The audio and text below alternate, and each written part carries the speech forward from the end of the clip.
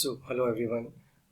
In the previous session, in the previous lecture, we have discussed about the phasor measurement units, which is one of the essential component of today's session. That is, in today's session, we are going to discuss about wide area measurement system, its architecture, and what is it. Before discussing this wide area measurement system, just recall the block diagram of the phasor measurement unit. This is what somehow we have seen in the previous session. So what is this wide area measurement system? Now, in recent year, the technologies of wide area measurement based on synchronous phasor measurement units (PMUs) that we have discussed has become a vehicle for gathering various precious information about the power system in real time. Now, these measurements are the finding applications and several areas of power system operation, including monitoring, control, and protection. Now, phasor measurement technology is able to create a precious snapshot of the power system, which can be refreshed at the time at the rate approaching 1 per cycle of power frequency. Now, this wide area measurement system using synchronized phasor measurement become the commonplace on many power systems around the world.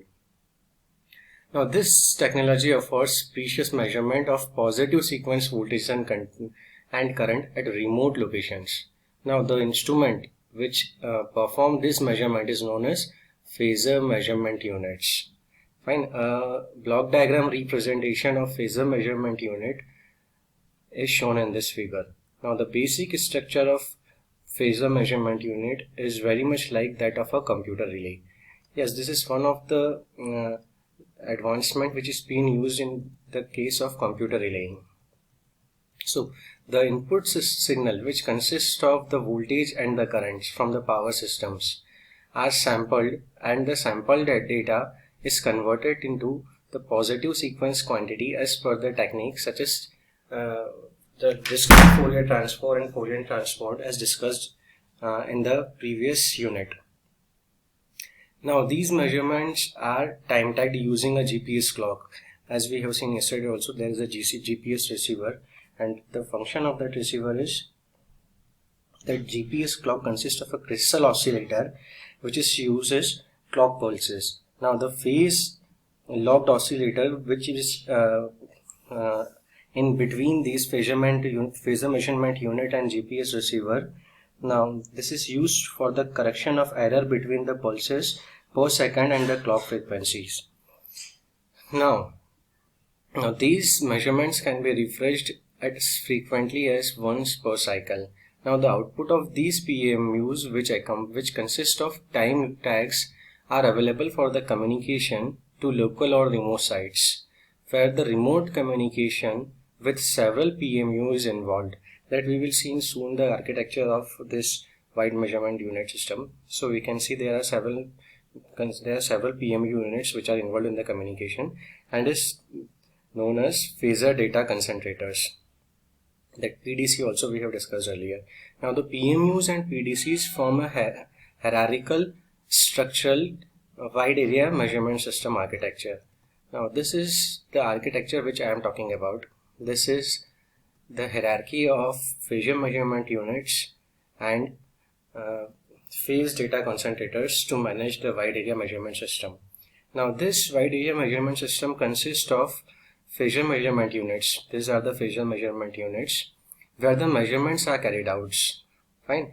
And the PDCs where inputs from the several PMUs are collected.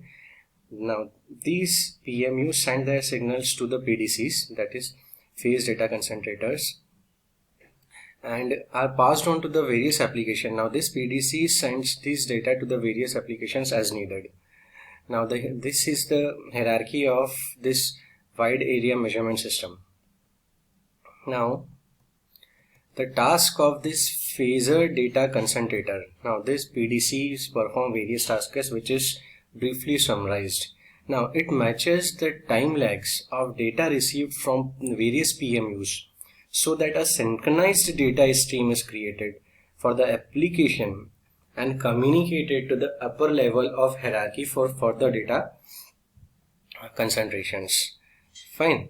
this PDCs will send it to the various application, and there are certain archival storage units which can preserve this data for the various events, for the various functions.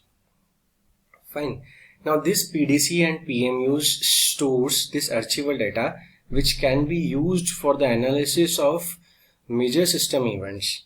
Now in addition, this PDC may also have a GPS receiver so that the latency of the data received from the various phasor measurement units can be measured, and the outliers and propagation delays flagged from the corrective action can be taken. Now at higher level of hierarchy, this is the higher level of hierarchy. At higher level of hierarchy, the volume of data collected is increases, and so the latency of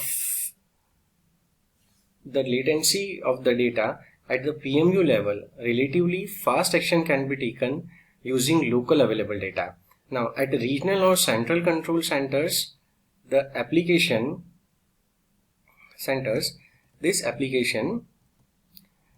require data from wide area with longer delay and are more appropriate. Now this distinction is applicable in the application hold for the system monitoring and control application, as far as for protecting applications using wide area measurement systems. So this is the basic structure of wide area measurement system, and it basically consists of program data, phasor data concentrators and phasor measurement units, and there is a communication between these two units, and this is how this phasor measurement unit works.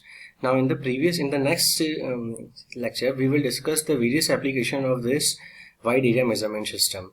Okay, thank you.